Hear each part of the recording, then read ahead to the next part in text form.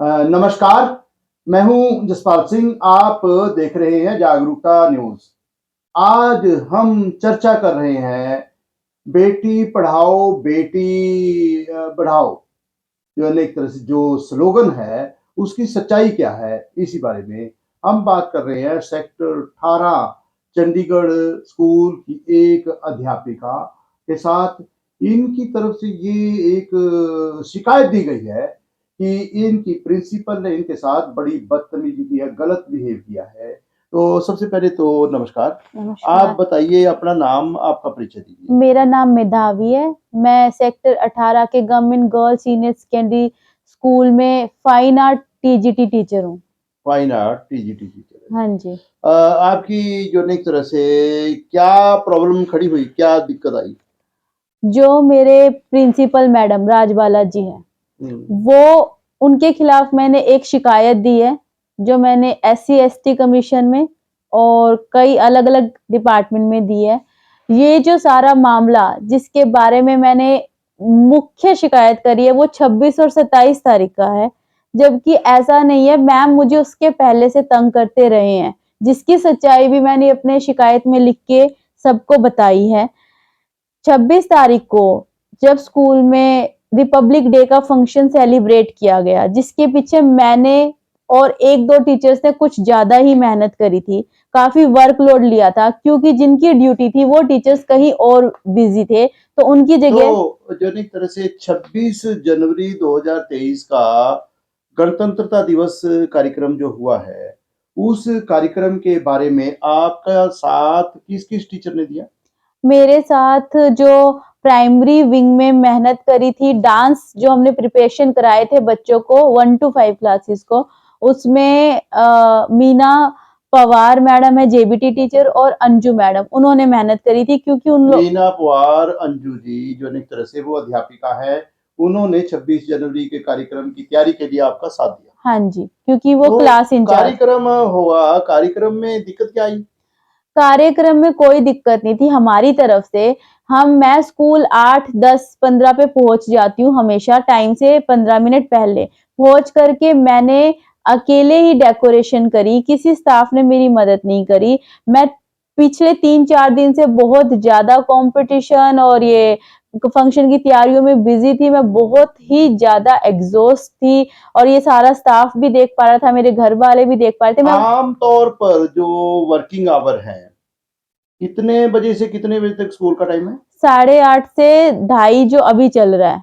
8:30 से ढाई बजे तक आपकी ड्यूटी है। हाँ जी। तो इस कार्यक्रम की तैयारी के लिए कितने बजे तक से शुरू होता था कार्य आपकी तैयारी और कितने बजे तक चलती रहती थी? क्योंकि 3 दिन का ही हमें मैडम ने समय दिया था, बच्चों को जो प्राइमरी टीचर्स को बुला के, तो 3 दिन में जितनी मेहनत हो सकती थी वो मेरा मैंने सवाल करी। है टाइम। टाइम हम सुबह स्कूल जाने के बाद जैसे ही मेरे कॉम्पिटिशन चल रहे थे खत्म होते ही, क्योंकि ऐसा नहीं था कि मैं एक ही जगह बिजी थी, मुझे बहुत जगह इन्वॉल्व किया गया मतलब था। हाँ, कितने काफ़ी जगह। हाँ जी, काफ़ी सारे कॉम्पिटिशन्स मैंने करवाए हैं। एक जजमेंट के लिए भी डिपार्टमेंट से बहुत सारी पेंटिंग आई थी, वो भी मैं अरेंज कर रही थी। मुझे सेल्फी कॉर्नर भी वोटर्स डे का बनाना था, वो भी मैं कर रही थी। तो मैं एक साथ बहुत जगह बिज़ी थी और यहाँ तक कि जब मुझे डांस कराने की पूरा समय नहीं मिला, तो मैंने घर पे जाके भी मैंने अपनी पर्सनल डांस की वीडियो खुद बनाई है और वो मैंने बच्चों के ग्रुप में भेजी है, ताकि वो मेरी वीडियो देख के बच्चे सीख सके, क्योंकि मैं उन्हें स्कूल में प्रॉपर मतलब टाइम जो है नहीं ना दे एक तरह पाई से थी। जो ढाई बजे तक का हो, वो जो टाइम है, हाँ जी। ड्यूटी टाइम तो 2:30 बजे तक का। हाँ जी। तो आप तो 2:30 बजे के बाद भी काम करते रहे। हाँ जी, मैं पहले भी करती रही हूँ। कितने बजे तक? घर जाके भी मैं काफ़ी बार फंक्शन की तैयारियों के लिए, जो हमारे स्कूल में अक्सर ही होते रहते हैं, मैं चाहे सामान लाना है, चाहे इन्विटेशन कार्ड बनाना है, चाहे डेकोरेशन की तैयारियाँ करना है, मैं अक्सर रात तक घर पे भी स्कूल के काम की तैयारी तो करती हूँ। दर्शकों जो एक तरह से जो सच सामने आ रहा है कि ड्यूटी का टाइम 8:30 बजे से 2:30 बजे तक का, और बेटी ने, अध्यापिका ने जो काम किया है, ड्यूटी निभाई है, वो 2:30 बजे के बाद भी कभी-कभी शाम भी हो जाती, तब तक भी काम करती रही है, ताकि इस स्कूल का नाम रोशन हो और बच्चों को कहीं न कहीं अच्छा हुनर मिले, कुछ ठीक से वो अपनी तैयारी कर सके गणतंत्र दिवस की, यही बात है ना? हाँ जी। इस बेहतर काम का सिला क्या मिला? बेहतर इनाम? काम का सिला तो सबके सामने ही है, क्योंकि हमारी जो तैयारी थी इस हाँ। फंक्शन की, वो 8:40 तक पूरी हो चुकी थी और ज़्यादा से ज़्यादा जो चेयर्स थी, जो कि मेरा काम नहीं था, वाइस प्रिंसिपल मैम और कुछ लोगों ने मिलके 8:50 से पहले हमारी सारी तैयारी पूरी थी। तो प्रिंसिपल मैम स्टेज मानो पे 8:50 पर जो है ना एक तरह से आप तैयारी करके फंक्शन ऑर्गेनाइज करने के लिए जो स्कूल में बैठे थे। ऑर्गेनाइज करके हम प्रिंसिपल मैडम की वेट कर रहे थे कि वो स्टेज पे आए और झंडा फहराएं। तो एक ड्यूटी तो प्रिंसिपल मैडम की भी बनती है ना कि गणतंत्रता दिवस का कार्यक्रम छोटा सा कार्यक्रम तो होता नहीं है और प्रिंसिपल मैडम तो सीनियर है ना, हाँ तो जी। सीनियर के तौर पर अगर 10 मिनट पहले आ जाएं तो देख सकती है कहीं ना कहीं वो दिशा निर्देश इंस्ट्रक्शंस दे सकती हैं, दी नहीं दी? नहीं, हमें उस दिन भी नहीं मिली और उसके 1 दिन या 2 दिन या कभी भी पहले जो भी टीम थी गणतंत्र दिवस की तैयारियों में, किसी की कोई मीटिंग नहीं ली गई। सिर्फ एक ऑफिशियल में रिटन ड्यूटीज लगाई गई, पर principal ma'am, vice principal ma'am या किसी भी सीनियर टीचर ने कभी भी चेक नहीं किया कि कोई अपनी ड्यूटी कर रहा है, या उन्होंने चेक नहीं किया क्या कल की तैयारियां पूरी है। ऐसा मान कुछ लो नहीं हुआ। जो एक तरह से रिहर्सल देखने के लिए तो सीनियर को आना चाहिए, हाँ जी। आए रिहर्सल नहीं, देखने के लिए? कोई रिहर्सल देखने नहीं आया, किसी ने परफॉर्मेंस सिलेक्ट नहीं की, सब कुछ मैंने अपने आप से अकेले ही किया। खुद ही जो है ना एक तरह से तैयारी की, खुद ही सब कुछ किया जो है ना एक तरह से तैयारी करवाने के लिए दिन रात एक कर दिया, उसके बाद जो है ना एक तरह से फिर भी नाराजगी? हाँ जी, मैडम आए जो स्टेज पे, जो हमें पता है, क्योंकि हम सारे स्टेज पे थे, मैं और स्टाफ मेंबर और जो बच्चे परफॉर्मेंस के लिए आए थे और उनके पेरेंट्स। हम सब स्टेज पे मैडम का स्टेज के सामने वेट कर रहे थे कि मैम आए, झंडा फहराएं तो कार्यक्रम शुरू हो। मैडम स्टेज पे 9:05 या 10 मिनट पे आए हैं। 10 मिनट पे आए होंगे और उन्होंने झंडा फहराया, तो उनके चेहरे पे कोई खुशी नहीं थी, जो कि वीडियो में देखा जा सकता है। मैं वीडियो आपको दिखा सकती हूँ, जो पूरे स्कूल के पास है, मेरे पास भी है। वीडियो में ये गणतंत्रता दिवस जो देश के हर नागरिक के लिए, हर अधिकारी के लिए गर्व का विषय होता है, खुशी का मौका होता है, तब तो हर चेहरे पर मुस्कान होनी चाहिए। और अगर जो ना सेक्टर 18 स्कूल की प्रधानाचार्य महोदया के चेहरे पर मुस्कान नहीं है, तो ये तो कहीं न कहीं सोचने की बात है, परेशानी वाली बात है। तो जो है ना एक तरह से इस मामले में आपको कुछ कहा उन्होंने? तब तक नहीं कहा था, मैम शायद पहले से ही गुस्सा थे, जिसका कारण हमें बाद में पता चला। क्या कारण था? क्योंकि जो हमें मीटिंग में पता चला, मैं आपको बताती हूँ, फंक्शन अच्छा जा रहा था, पर किन वो जो माइक था हमारा, जो स्पीकर है, उसमें आवाज़ फट के आ रही थी। साउंड ठीक नहीं थी। साउंड सिस्टम, तो उसके लिए मैं, राम मेहर सर और अनुज सर पीछे जो हम जो गाने प्ले कर रहे थे, वहाँ पे भी मैंने कोई ड्यूटी दी साउंड थी। ऑपरेटर नहीं था वहाँ? नहीं, कोई म्यूजिक टीचर वहाँ नहीं था। म्यूजिक टीचर नहीं, मैं ये साउंड साउंड ऑपरेटर ये ऑपरेटर अलग से नहीं होता, जो एक नए हमारे टीचर आए हैं अभी-अभी स्कूल में, सुखविंदर सर, उनको शायद अभी उतने अच्छे से नहीं पता या वो इन्वॉल्व मतलब नहीं थे। साउंड ऑपरेटर नहीं था नहीं, वहाँ नहीं उस था। वक़्त। तो तो ये हम तो जो है खुद ना ही एक तरह ऑपरेट से करते हैं। चंडीगढ़ एजुकेशन डिपार्टमेंट को सोचना चाहिए कि अगर कोई फंक्शन हो रहा है, कार्यक्रम हो रहा है, साउंड प्रॉपर हो और साउंड ऑपरेटर भी देखने वाला हो, ये तो ज़रूरी है ना। तो जो है ना एक तरह से इस मामले में फिर आपको डाँटा मैडम? पहले मैडम ने उस टाइम कुछ नहीं कहा, फंक्शन अच्छे से हो गया, कोई प्रॉब्लम नहीं हुई, हमें सिर्फ साउंड की प्रॉब्लम लगी, वो लास्ट तक हमने सॉल्व भी कर ली, हमने माइक के आगे फ़ोन रख दिया तो उससे साउंड अच्छी आ गई, क्योंकि वो पेन ड्राइव और ऑक्स से नहीं चल पा रहा था। तो उसके बाद मैम स्टेज पे आए, मैम ने स्पीच शुरू करी कि हमारा फंक्शन काफ़ी मिसमैनेज था, वो तो आप लोगों ने देख ही लिया। ये मंच से बोला गया कि मिसमैनेज था? हाँ जी, पेरेंट्स के सामने, अपने ही तो स्कूल की बेइज़्ज़ती। जो ना एक तरह से दर्शकों आप खुद फैसला करें कि जो कमांडर है, किसी भी संस्था का प्रमुख है, उसका काम कि जो एक तरह से जो अपनी टीम को प्रोत्साहन देना होता है या कहीं निराशाजनक बात करके उनको डिस्करेज करने की बात होती है। तो ये तो होगी बात कि उन्होंने मिसमैनेजमेंट शब्द का इस्तेमाल किया, हाँ जो जी। कहीं जो एक तरह से मैंने आपकी शिकायत पढ़ी है। जी। शिकायत में SC and ST prevention of atrocity act का ज़िक्र है हाँ जी। कि कहीं जाति सूचक शब्दों के बारे में बात है। वो जाति सूचक शब्द कहाँ बोले?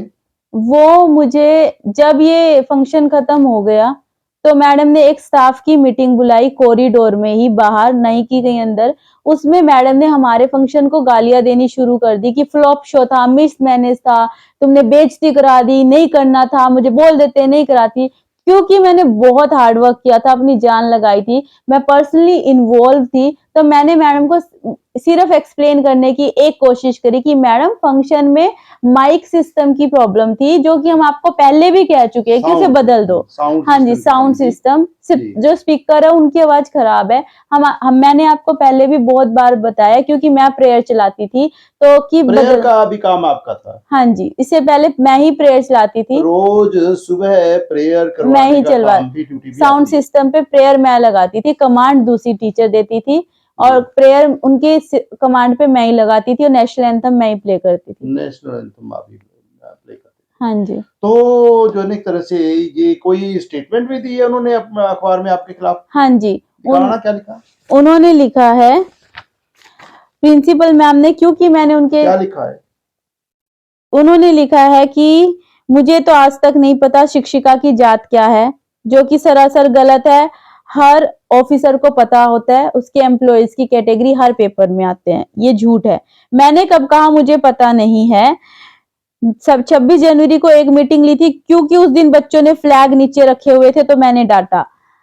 आई वॉन्ट टू से कि कहीं पे कोई फ्लैग नीचे नहीं था, सारे फंक्शन की वीडियो मेरे पास है, फोटोज है और पूरा स्टाफ, पूरे पेरेंट्स से आप और पूछ क्या सकते इल्जाम हो। लगाया इन्होंने आपके? इन्होंने कहा कि मीटिंग में मैंने तो सिर्फ इतना कहा था कि अगर प्रोग्राम मैनेज नहीं करना आता तो क्यों किया। मीटिंग में शिक्षक ने बोलना शुरू कर दिया, मैंने चुप रहने के लिए कहा तो नहीं। ऐसे में मैंने अगले दिन नोटिस जारी कर दिया। 2019 में गंदे वीडियो अपलोड करने पर नोटिस दिया गया था। अब फिर से ट्विटर पर स्कूल में अलग अलग गंदे पोज के फोटो बनाकर अपलोड किया। मैंने बस मना किया था, इस तरह से स्कूल की कोई भी फोटो अपलोड नहीं करेगा, जो कि सरासर मेरे कैरेक्टर पर इल्जाम है, एक लड़की पर, एक एससी पर, एक इंसान पर, जो आप पूरी दुनिया में एक स्टेटमेंट नहीं दे सकते हो, आपके पास कोई प्रूफ नहीं है। जो दर्शक देख रहे हैं और खासकर सरकार के नुमाइंदे देख रहे हैं, प्रशासन के अधिकारी देख रहे हैं इस वीडियो को, उनको समझना चाहिए कि बेटी बचाओ बेटी पढ़ाओ का नारा कैसे जो है एक तरह से इम्प्लीमेंट होगा। अगर खुलेआम एक बेटी का चरित्र हनन किया जाए, वो गंदे वीडियो क्या है वो तो बताएंगे। और जहां तक ये जो सोशल मीडिया मतलब कि कहीं बच्चों को व्हाट्सएप के माध्यम से संदेश देना है या दूसरे कोई यूज करना है, ये तो सरकार ने खुद हिदायतें दी थी। कोविड-19 का जो वक्त गुजरा है तो ऑनलाइन क्लासेस का निर्देश आदेश सरकार की तरफ से अधिकारियों की तरफ से दिया गया था, ताकि बच्चों की शिक्षा सुचारू रूप से चलती रहे। ये साबित करना माननीय प्रधानाचार्य जी की जिम्मेवारी है कि वो साबित करें कि वो गंदे वीडियो कौन से हैं, किसको गंदा कहा गया, what is the definition of गंदे वीडियो। तो इसके अलावा आपके खिलाफ कोई ईमेल के माध्यम से या कोई और भी कोई शिकायत आई है? हाँ जी, क्योंकि क्या शिकायत आई है? ये शिकायत आई है किसी सिटीजन की तरफ से कि D generation bio staff member, जिसमें कि मेरा ही सिर्फ, अगर उसने लिखा है कि as a citizen of our beautiful city Chandigarh I have notice some आपका प्रैक्टिस, नाम लिखा इसमें? इसमें मेरे अकाउंट का लिंक दिया गया है, अकाउंट का लिंक दिया गया, मेरे इंस्टाग्राम अकाउंट का लिंक है सोशल मीडिया का। हाँ। और ये मेल मैडम को जबकि पता भी था कि इसमें मेरा अकाउंट का लिंक है, उन्होंने भरी स्टाफ में ये मेल सबको पढ़ के सुनाई है और उन्होंने कहा है जिसके खिलाफ ये मेल आई है उन्हें मैं सर्विस से निकलवाऊंगी। ये उनकी पब्लिक स्टेटमेंट है। ये गलत है, ये अच्छा नहीं है। तो कोई जो ना एक तरह से आपको कोई पनिशमेंट भी दी गई? हाँ जी, क्या पनिशमेंट दी गई? क्योंकि 26 में मैंने उन्हें साउंड सिस्टम के बारे में बताया था, जो कि वो बर्दाश्त नहीं कर पाए कि एक लोअर क्लास की लड़की ने मुझे जवाब क्यों दिया उसके लोअर बारे शब्द में। क्यों यूज किया आपने? क्योंकि मैडम ने मुझे 27 तारीख को ऑफिस में अंदर कहा था कि तुम चूड़े चमारों की औकात नहीं है मेरे सामने बोलने ये की। जो चूड़ा चमार शब्द का इस्तेमाल करना गलत है। आदर के साथ हर एक को पेश आना चाहिए। तो क्या जो है ना एक तरह से ये क्या पनिशमेंट दी है? कि उन्होंने मुझे बिना मेरे से पूछे, बिना बात किए, मेरे बिहेवियर, मेरे आंसर के बारे में उन्होंने मुझे एक वार्निंग जारी कर दी। मुझे मौका भी नहीं मिला अपनी बात रखने का। आपको अपॉर्चुनिटी ऑफ हियरिंग नहीं मिली? नहीं, मुझे कोई अपॉर्चुनिटी नहीं मिली, मुझसे कुछ पूछा कोई नहीं मौका गया। नहीं दिया? सीधा मुझे सजा सुना देगी बिना मुझे मेरा क्राइम बताए। मतलब को क्राइम बताना तो अलग बात होती है। क्राइम जिसके ऊपर इल्जाम हो उसको अपनी बात रखने का, अपना पक्ष रखने का मौका तो मिलता है। कोई मौका मुझे नहीं मिला। मिला, नहीं। तो उसके बाद जो है ना एक तरह से प्रॉपर प्रोसेस के बाद ही तो कोई पनिशमेंट की बात आती है। हाँ जी, पर तो जो है ना एक तरह से अभी बेटी माधवी ने जो आप सर दिखाना जरा, हाँ जी, ये वो एक नहीं। लेटर बताया है कि जिसमें वार्निंग दे दी गई। कोई दलील नहीं, कोई अपील नहीं, जो है कोई आर्गुमेंट नहीं और कोई सुनवाई का मौका नहीं, सीधे सजा, सीधे सजा। ये तो तानाशाही है। तो खैर आप सब दर्शकों से जो ये वीडियो देख रहे हैं उनसे एक निवेदन है, इंसानियत, इंसाफ, इसके लिए आपका सहयोग चाहिए। आप अगर इंसानियत में विश्वास करते हैं, आप अगर इंसाफ में विश्वास करते हैं, तो इस वीडियो को आगे शेयर करें। और अगर ये चाहेंगे कि इस तरह की वीडियो फिर से आपको देखने को मिले, तो ये इस चैनल को आगे सब्सक्राइब करें। बहुत बहुत शुक्रिया। नमस्कार।